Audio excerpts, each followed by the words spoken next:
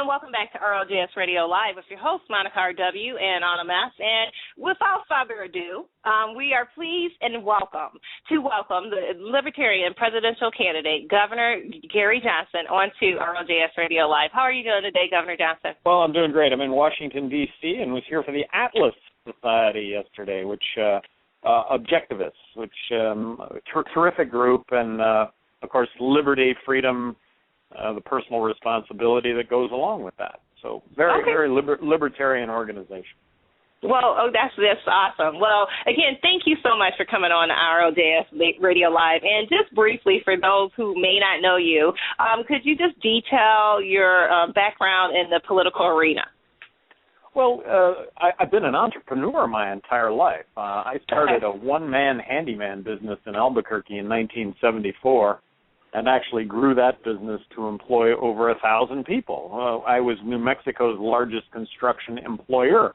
When I ran for governor of New Mexico, I had no prior political experience. I just thought that politics has always for me been a high calling, and so ran for governor as a Republican in a state that was 2-1 Democrat, and actually won and got reelected.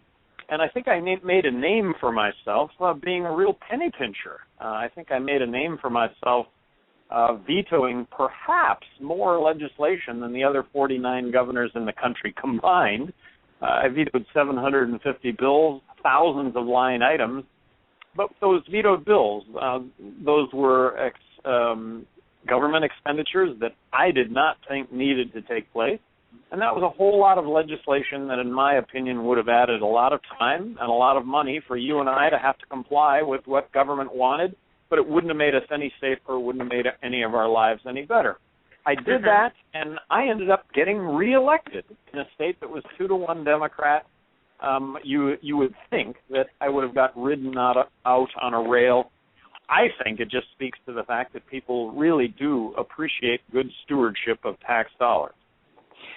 Yeah, I would definitely say so. And Autumn is here also. I'll let her say hi to you. Yeah, again, I thank you for coming on. But yeah, I can see that where, they want somebody that's responsible with the money that they're spending. Absolutely. Well, and because it's our money. It's yours and my money, and I think we want to see that.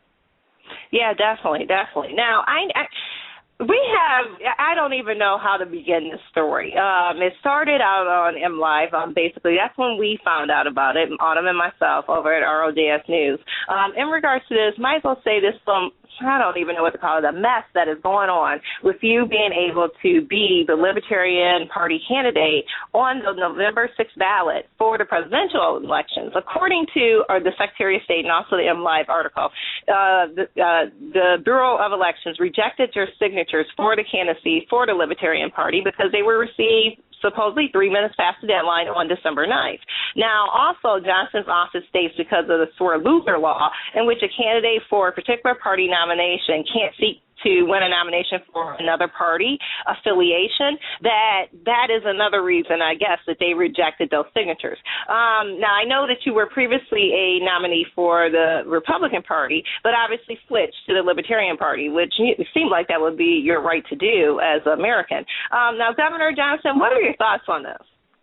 Well, first of all, it wasn't signatures. It was just really, it was.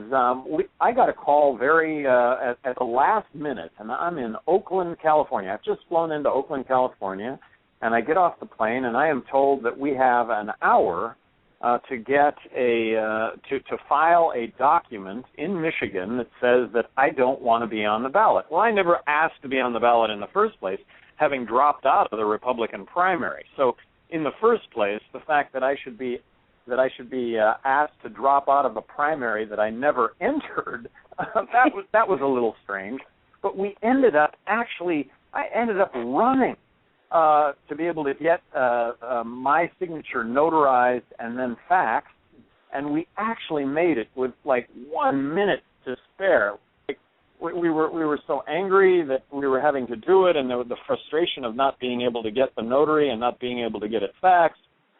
But we actually made it happen, and then much later found out, well, we'd filed 3 minutes late. I'll tell you, and and this is just to say I did not want to be on the Republican ballot for president, which I announced in January that I was dropping out of all the Republican primaries and that I was turning my attention to run as a Libertarian. So what the Michigan Party is saying is that I cannot be the Libertarian Party nominee in Michigan. I am going to be on the ballot in all 50 states. And, of course, this is one of those states where we have a handful of states where there are issues. This is one of them. And I just have to believe that the system will prevail and that this is unfair. I mean, just at its base, isn't it politically driven? The Secretary of State is Republican. The Attorney General is Republican. Judge is Republican. The governor's Republican. Everybody's Republican. The dog is probably Republican. Now we do have a plan B, which we would have a lot of fun with if we actually did it, and that is that the Libertarian Party is on the ballot in Michigan. It's just that I can't be the name. I can't be the nominee for the Libertarian Party. Well, my name is Gary E. Johnson. There is a Libertarian talk show host in Austin, Texas, named Gary E. Johnson. He may, in fact, end up to be the Libertarian nominee in Michigan. Now, the fun that we would have with this is that, obviously, a vote for Gary E. Johnson of Austin is a vote for Gary E. Johnson, former governor of New Mexico. We won't have to change any yard signs. We won't have to change any bumper stickers. And here's what they've done to us, and here's really what the two-party system does to third parties, and the exclusion that goes along with that. And aren't I really the third choice? Aren't I a viable third choice? I'm the only candidate that doesn't want to bomb Iran. I'm the only candidate that wants to get out of Afghanistan now, bring the troops home. I'm the only candidate that wants to bring about marriage equality, believing that it is a constitutionally guaranteed right. I'm the only candidate that wants to end the drug war. I'm the only candidate that wants to balance the federal budget now. And I promise to submit a balanced budget to Congress in the year 2013. And, of course, that would entail cuts in the military, cuts in entitlements, Medicare and Medicaid. Social Security, another story. Social Security is not a big problem. It is solvable. Okay, and that's kind of like, I wanted to circle just a bit back on this question because you mentioned it, obviously during your reply. Do you think that this was, I don't know, some type of, I don't want to say conspiracy because I don't believe in conspiracy theories, but effort, put it this way, to keep you off the ballot as a third choice for Michiganians? Well, without saying anything, just listening to the story and seeing the facts, I'm not a conspiratist either, but come on, there's something awry here. This just flies in the face of what's right, really. It just flies in the face of what's right. John Anderson ran. By the way, this is something that has never been done in Michigan before. John Anderson, when he ran as a Republican in the Republican primary, received 50,000 votes in Michigan.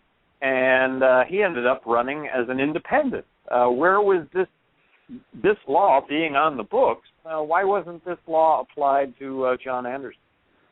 I have no idea. I mean, I'll be honest, that's the first time I ever heard of the law. When I, read the In Live article, Autumn probably the same. I hadn't heard this law ever existing prior to, might as well say your candidacy. So, I mean, I guess they dusted off some books to go find that one because I'll be honest, I never heard of it before. And you're not the only person that have, honestly, said that they didn't want to be associated with one party and wanted to be associated with another. I mean, we just had an incident right here in the state of Michigan not too long ago where we had Republican candidates that actually wanted to run on the Democratic ticket. This was not too long ago. We're talking at the most, 4 months ago?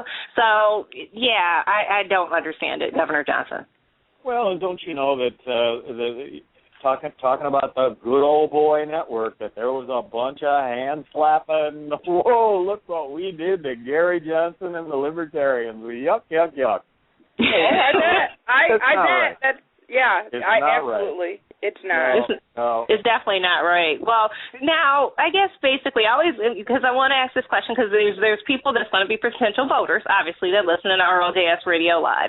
And so there are two other candidates in the race for President of the United States. Actually, there's more than two, but in the same aspect, the ones that are talked about the most in the media is President Barack Obama and obviously Republican challenger Mitt Romney.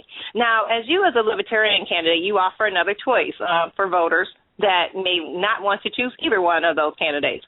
So why should potential voters consider your candidacy over either the Democratic or Republican choices for president? Well, Phil, I think I'm kind of the best of both worlds. I think I'm better than Obama on civil liberties.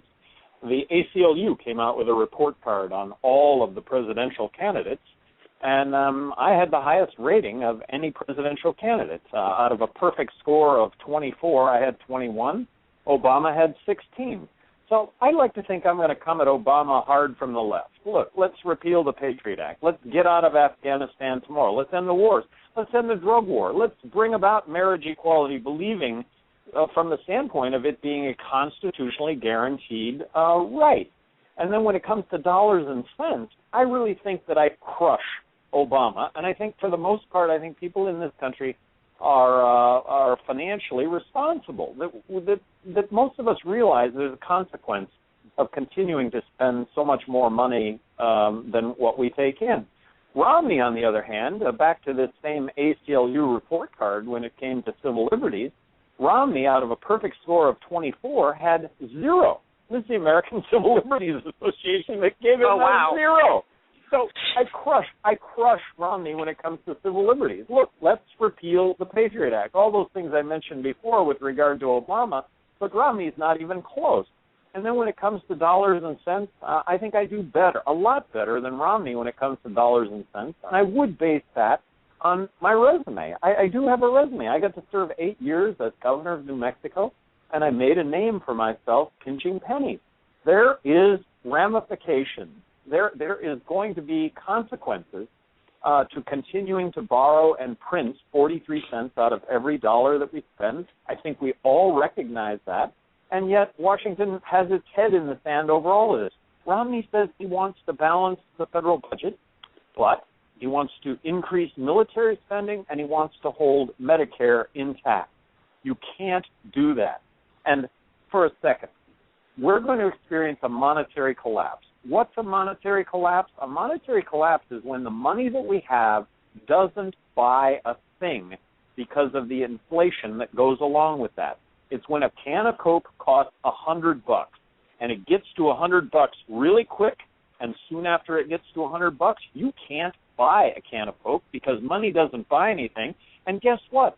All the shelves are bare because everybody has very quickly figured out that all the money that they have isn't worth anything, and they've gone out and emptied the shelves. That's what happened with Russia in the late 80s, and it's because of just exactly what we're doing today.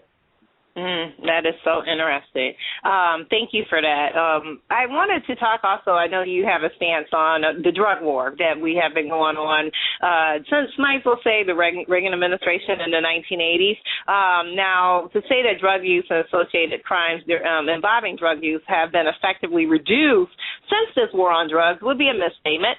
In fact, both use and access to illegal substances have increased since former President Reagan's call over 2 decades ago. What is your stance on this quote-unquote war on drugs, and what policies would you change as president on this issue if elected? Well, I think that we should legalize marijuana, control it, regulate it, tax it.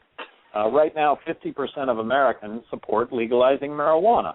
The number has never been this high, and it's a number that's moving up, not down. And the reason it's moving up, meaning more support, is that more people are talking about this. The more people talk about this, I think the more people recognize that the real problem is prohibition, not use, and that is not to discount the problems with use and abuse, but that should be the focus. So I think we're at a tipping point on this issue. I think Colorado, it is on the ballot in Colorado this election cycle to legalize marijuana. And the initiative is regulate marijuana like alcohol. I think it has a really good chance of passing. And let's control it. Let's regulate it. Let's tax it. Let's recognize that border violence with Mexico is a prohibition phenomenon. These are disputes that are being played out with guns, not the court, and we have 40,000 deaths to point to as a result of the prohibition of drugs.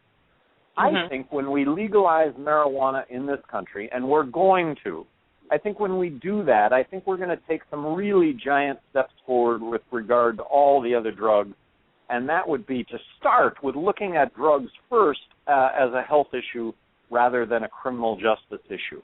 We have 2.3 million people behind bars in this country. We have the highest incarceration rate of any country in the world. The majority category of those behind bars are those that have sold small amounts of drugs on numerous occasions, and they're there because of mandatory sentences. Yeah, definitely. I'll be honest, as a former correction officer, I definitely agree with you on that. That's for sure. Now, another question I had, as you know, the American economy has been struggling, at least over the past 5 years. Efforts to bail out various multinational corporations, including under former President George W. Bush and the current President Obama, have yet to really be felt to the 95%. The housing market is still anywhere from 20 to 50% under property values until 2002. Layoffs and long-term unemployment are issues many Americans face, along with the overall decrease of net worth. As President Governor Johnson, what actions would you take within your first term to address these problems holding back our economy? First of all, I think politicians as a whole don't understand the difference between supporting business and supporting free market. Those are two different things. Supporting business really is this whole notion of selling loopholes. So what Washington is all about, what politics is all about, is selling loopholes to businesses that can afford those loopholes. So what government can do, what it should do, is create a level playing field for everybody. And this is what I did as governor of New Mexico. Good government, I always said, was easy. It wasn't hard. It started with looking at issues first and politics last. So one of the promises I am making as President of the United States is I am promising to advocate on the part of throwing out the entire federal tax system. No more income tax, no more corporate tax, no more withholdings from your payroll check, no more IRS, and replace it with one federal tax, a consumption tax, which by all measurements, free market economist measurements, is really fair, much more fair. In particular, I am embracing the fair tax, which, for those listening, check it out, fairtax.org. It's a 23% consumption tax that ends up to be cost neutral over a very short amount of time because you take away all of these non-transparent taxes. You make them very transparent. Well, Coke, the can of Coke that you purchased for $1 won't sell for $1 anymore. It'll sell for 80 cents because you're going to do away with all the taxes that get combined to make that can of Coke cost $1. It'll sell for 80 cents. The can of Coke with the 23% tax added will end up costing the same amount of money, $1. It's the answer when it comes to American goods and services for export. It makes them 23% more competitive for export abroad. It's really the answer when it comes to China, and it's really the answer when it comes to jobs. Because in a zero corporate tax rate environment, and in an environment where you and I don't have to file income tax anymore, in an environment where you and I don't have anything taken out of our payroll check, that Social Security, Medicare, unemployment will come out of the proceeds of the fair tax. In an environment like that, if the private sector in this country does not grow by tens of millions of jobs, I don't know what it's going to take. Imagine starting up a business anywhere in the world other than the United States if given this kind of an economic environment. Yeah, because right now, honestly, Governor Johnson, especially when we're talking about long-term unemployment, I'm talking about people that have been on unemployment for anywhere from past 6 months up to even 2 years, even though that program is now scaling back. we have got to do something in this country in order to get people back to work. We have got to, might as well say, foster an environment of entrepreneurialism. And I don't see that happening here in our current economy. And in my strong opinion, I have an issue with trying to figure out how are we going to get out of this economic crisis unless we do that. Well, and I'm offering up to you that that balancing the federal budget and implementing the fair tax will do just that. It'll reboot the American economy for the next 200 years. That's good. Autumn, did you have a question before we let Governor Johnson obviously get back to the rest of his day? Well, one, I appreciate you coming on, and two, I just want to let you know, we want to offer to you anything that we at ROJS Radio can do to help you, especially because of the shenanigans that you're dealing with in our state of Michigan. We want to offer you a platform for you to come back on the show as needed, and also any PSAs or any campaign announcements you would like to have, we would like to offer you our platform to play them for you, to help get word out about you, because I believe you have some very good ideas on a multitude of issues, and people need to be educated and informed and know about you. So I would just really like to extend that to you and your campaign, anything that we can do at ROJS Radio to help spread the word about your campaign. Well, I'm going to hold you both to that, and it's terrific being on with both of you. Thanks for having me. Well, thank you, Governor Johnson. Yeah, you have a wonderful day, wonderful Sunday. Same to both of you. Thank you. Thank you. Well, Autumn, I really do feel like we learned some things inside of that particular interview. Like he was talking about the fair tax. I would actually have to go and look that up a little bit more. But something has to be done in order to reinvigorate this economy, because obviously people are suffering right now, and the way the status quo has not been working. Well, and that's exactly it. And he has a plan. He's very articulate about his plan. He's very knowledgeable about his plan, and it's a plan that he has that, you know, it seems like it's going to do. I really don't think, I mean, I hate to say this, yes, we can get worse than where we are, but we're in such a bad spot as a country to where why not try something new? It may sound radical, it may sound extreme, it may sound not feasible, but you know what's not feasible and not we cannot maintain the status quo as is. No, not at the rate that things are going right now, unfortunately. So thank you again, Gary Johnson, Governor Gary Johnson, for coming on to ROJS Radio Live for that interview.